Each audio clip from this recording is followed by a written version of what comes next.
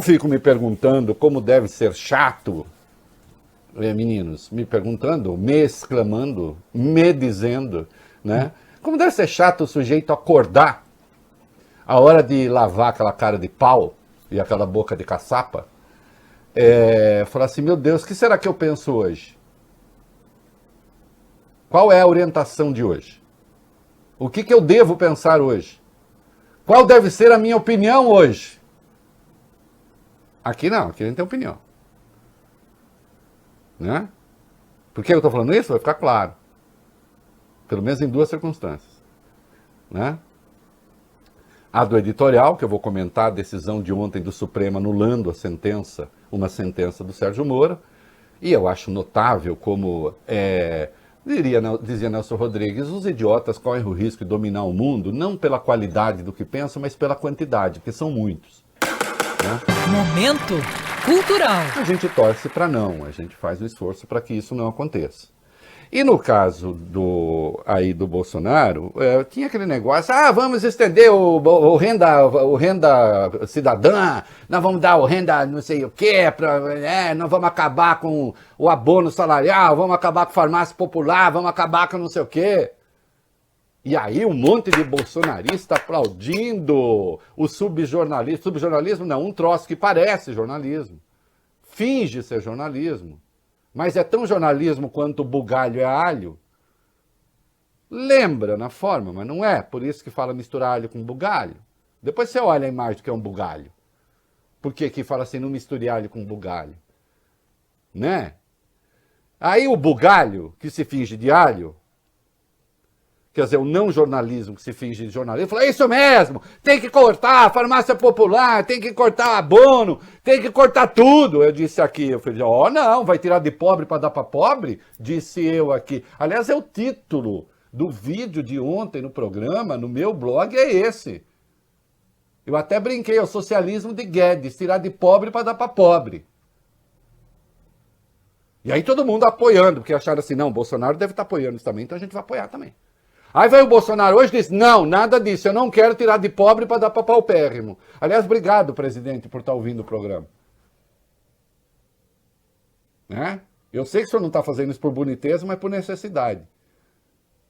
Aí faz o quê? Aí a canalha que vive de rastro, agora vai ter que apoiar o Bolsonaro, dizendo hoje o contrário do que eles disseram ontem. Ô meu filho, é disso que você gosta? Você não tem o que fazer aqui, né? Não precisa nem ficar aí xingando, né? Vai embora, vai lá procurar sua turma. Tem coisa pra você. Tem coisa pra você, que é do seu gosto. Cada hora é uma coisa dependendo do que o Bolsonaro pensa. O Bolsonaro pensa isso, então a gente pensa isso. O Bolsonaro pensa o contrário, a gente pensa o contrário. Como é viver assim? Queridos, eu não sei. Eu só tenho uma opinião. E quando eu mudo, eu conto. E não depende do poderoso de plantão. Falei? Vamos ficar no STF, porque a malta dos idiotas...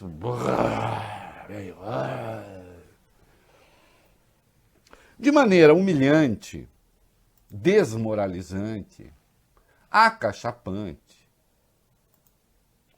O Gilmar Mendes e o Ricardo Lewandowski anularam uma sentença do Sérgio Moro considerando suspeito para dar a sentença que ele deu, envolvendo um doleiro. Né? E aí começou aquela conversa, meu Deus, e agora? É claro que o temor é o temor conhecido. O temor é que a segunda turma anule a condenação do Lula no caso do Tríplice do Guarujá, que é o que tende a acontecer. Porque o juiz Sérgio Moro é suspeito por definição ali. Né? O cara que condenou o Lula liberou um conteúdo de uma delação 6 dias antes do primeiro turno e rigorosamente 1 mês depois aceitou ser ministro do Bolsonaro. E depois vieram as revelações do The Intercept Brasil. Se antes do The Intercept Brasil anular a sentença do Lula era uma questão de direito, depois do The Intercept Brasil virou também uma questão de caráter. Sem contar que não há prova. Como, aliás, admite o próprio Sérgio Moro em embargos de declaração. Ele escreveu, né? Não existe nenhuma conexão entre os contratos da Petrobras e o apartamento. Portanto, querido, você nem juiz era da causa. Mas, no caso em questão, envolvendo o Paulo Roberto Krug, atenção, esta condenação é anterior à atual lei de delação, que é de 2013. Acho que ela é de 2008 originalmente, depois foi tendo recurso. Na lei de 2013, a lei 2.850, está claro que o juiz não pode participar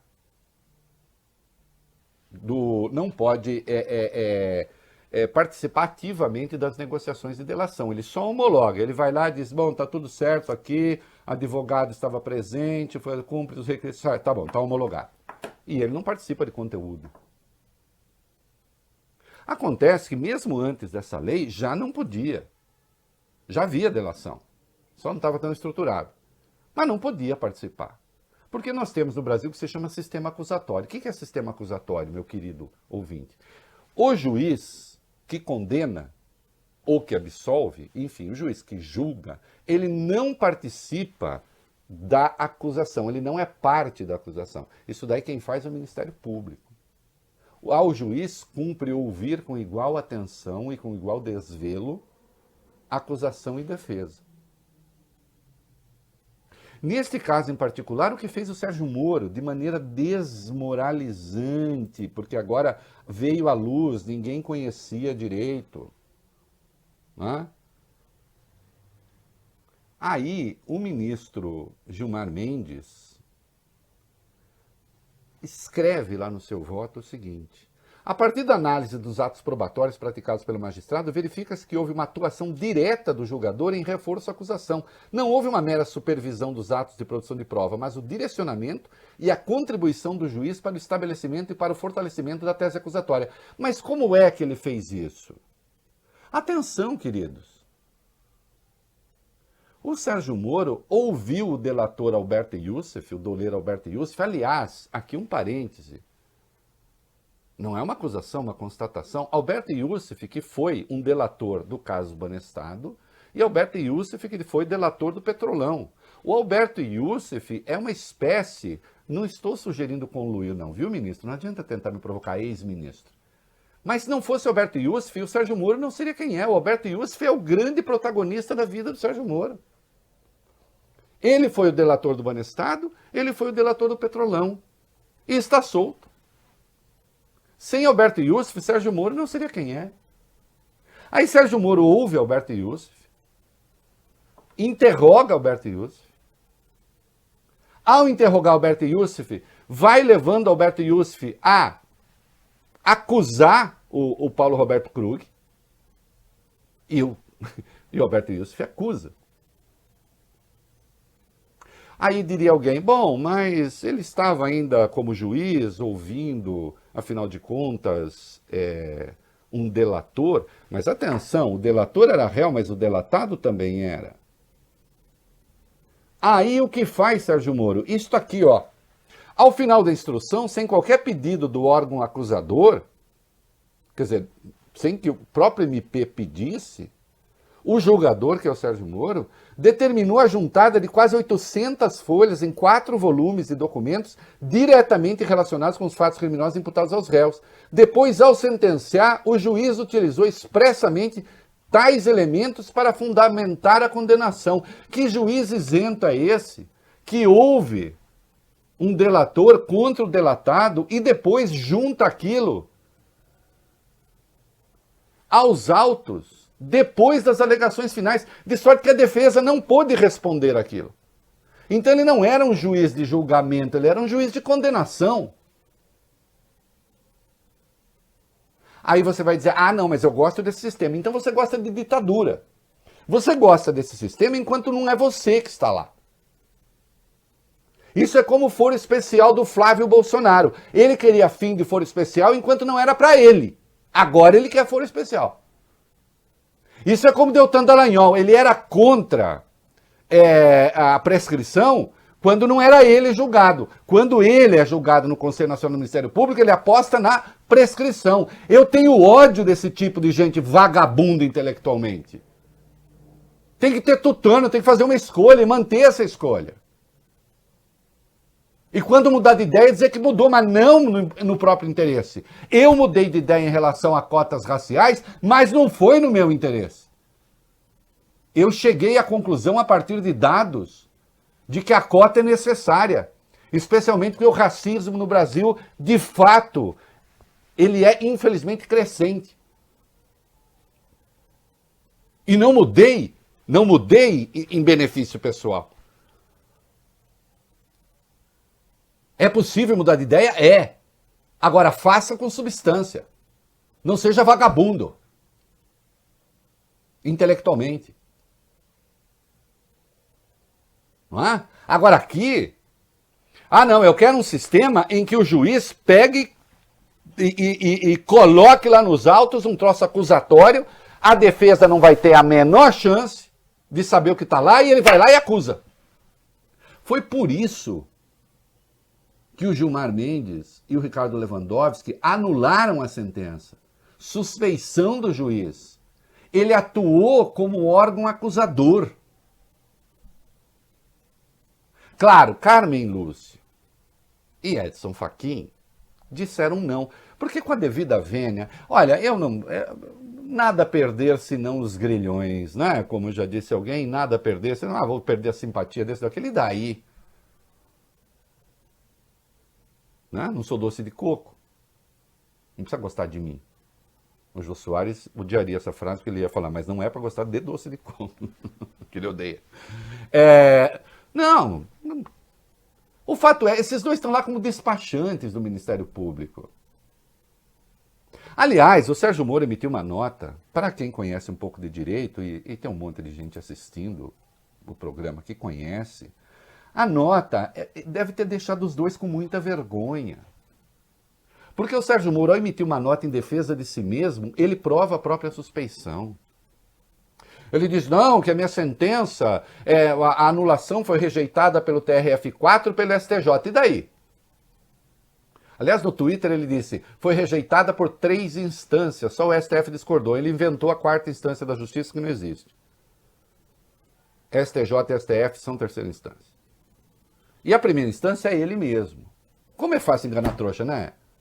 Deve ser uma delícia, quer dizer, eu não sei porque eu procuro não fazê-lo. Aí diz o Sérgio Moro o seguinte, que ele tomou as decisões ancorado no inciso 2 do artigo 156 do Código de Processo Penal. Pois não. O que diz o artigo 2 do inciso 156?